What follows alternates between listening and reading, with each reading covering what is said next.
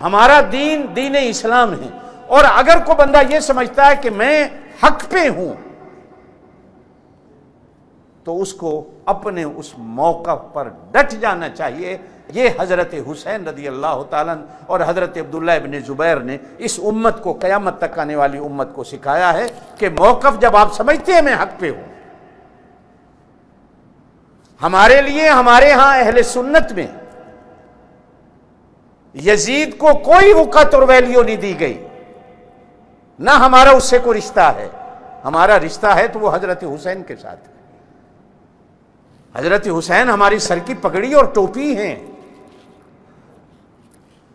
ہمارے اہل سنت والجماعت میں کسی نے بھی، بلکہ میں اسے اہل سنت والجماعت ہی نہیں سمجھتا کہ جو حضرت حسین کے مقابلے میں یزید کو بھی اسی طرح کھڑا کر دے جس طرح حضرت حسین کو کھڑا کر دے۔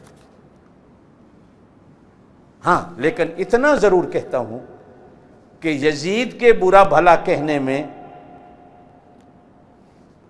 حضرت امیر معاویہ کو اور حضرت ابو سفیان کو نہ کہو، اس لیے کہ اس کے غلط ہونے میں ان لوگوں کا قصور کوئی نہیں۔ اگر میرا بیٹا غلط ہے تو اس میں میرا کیا قصور ہے؟ میری بیٹی اگر غلط ہے تو اس میں میرا کیا قصور ہے؟ حضرت امیر معاویہ رضی اللہ تعالیٰ صحابی رسول ہیں اور کاتبین وحی ہیں جو قرآن لکھتے تھے۔ 6 صحابی تھے جو کاتبین وحی تھے، 4 خلفائے راشدین کے علاوہ 4 یہ تھے، 6 اور تھے جو قرآن آتا تھا آپ صلی اللہ علیہ وسلم فرماتے تھے لکھ لو۔ اور حضرت امیر معاویہ صرف کاتب وحی بھی نہیں تھے کہ صرف قرآن لکھتے ہوں، بلکہ حضور دنیا کے ملکوں کے بادشاہوں کو جب کو خط لکھنا چاہتے ہوتے تھے تو اس خط کے لکھنے کے لیے بھی آپ کے 6 صحابی تھے، اور ان خط کے لکھنے والوں میں بھی حضرت امیر معاویہ تھے۔ اور جو قرآن لکھتے تھے ہاتھ، قرآن نے 30ویں سپارے میں ان ہاتھوں کی قسم کھائی ہے، بے ایدی سفارت کرام بررا، جو ہاتھ قرآن لکھتے ہیں یہ بڑے پاک ہاتھ ہیں، ان میں حضرت امیر معاویہ بھی۔ حضرت امیر معاویہ کی سکی بہن حضور کی گھر والی ہے جن کا نام حضرت ام حبیبہ ہے۔ اس لحاظ سے حضرت امیر معاویہ اس امت کے ماما بنتے ہیں، اس لیے کہ حضور کی گھر والیاں ہماری مائیں ہیں، تو ماں کا بھائی امت کا ماما ہوتا ہے۔ اور ابو سفیان جب تک دشمن تھے، جب صحابی بنے، مسلمان بنے، تو پھر وہ حضرت ابو سفیان حضور کے سسر بنے، ان کی بیٹی حضور کی گھر والی۔ آپ نے تو تاریخ نہیں پڑھی اسلام کی؟ جب غزوہ حنین ہوا ہے جس کو جنگ حنین کہا جاتا ہے، آپ صلی اللہ علیہ وسلم ایک خچر پہ سوار تھے غزوہ حنین میں، سورہ توبہ میں ذکر آتا ہے 10ویں سپارے میں۔ اس خچر کی مہار حضرت ابو سفیان کے ہاتھ میں تھی، یہ اس وقت مسلمان تھے۔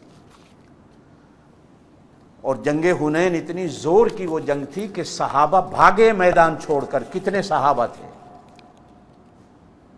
6 صحابی تھے جو صرف حضور کے ساتھ کھڑے رہ گئے، جن میں حضرت ابو سفیان بھی تھے۔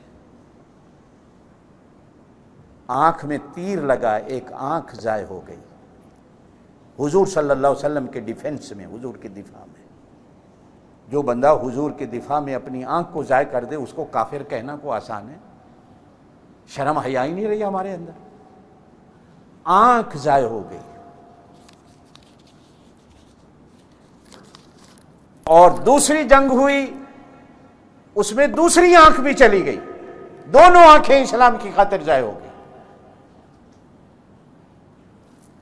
حضرت عباس حضور کے چاچا بھی ساتھ تھے جب غزوہ حنین، حضرت ابو سفیان کے ساتھ۔ پتہ نہیں کتنی جرأت ہوتی ہے لوگوں کو کہ کھڑے ہو کر حضرت ابو سفیان پہ لعنتیں کر دیں، حضرت امیر معاویہ پہ لعنت کر دیں، حضرت ابو بکر صدیق پہ لعنت کر دیں۔ اور حضور نے فرمایا جب تم میں سے کوئی دیکھے میری صحابی پہ لعنت ہو رہی ہے، گالی دی جا رہی ہے، تو کہو اللہ تم پہ لعنت کر رہا ہے۔ کہ ہمارے لیے صحابہ کرام، اہل بیت، انبیاء کرام کے بعد ایک آنکھ صحابہ ہیں، ایک اہل بیت ہیں، صحابہ کو چھوڑتے ہیں تو اندھے ہو جاتے ہیں، اہل بیت کو چھوڑتے ہیں تو اندھے. یہ محرم کا مہینہ عظمتوں کا مہینہ تھا. یہ مہینہ تو ہمیں جوڑنے کیا ہو گیا کہ ہم ایک دوسرے پر کفر کے فتوے لگانے لگ گئے، ایک دوسرے کو جہنمی اور کافر کہنے لگ جائیں. لیکن سر عام اگر صحابہ کرام کو گالیاں دی جائیں گی تو پھر دوسری طرف سے یقیناً سنی بھی اٹھیں گے. پھر کیا ہوگا؟ قتل و غارت ہوگی.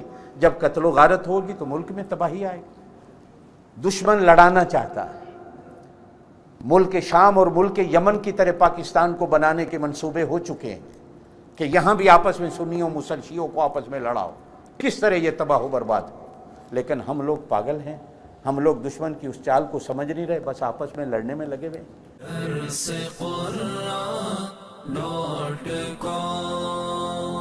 www.darsequran.com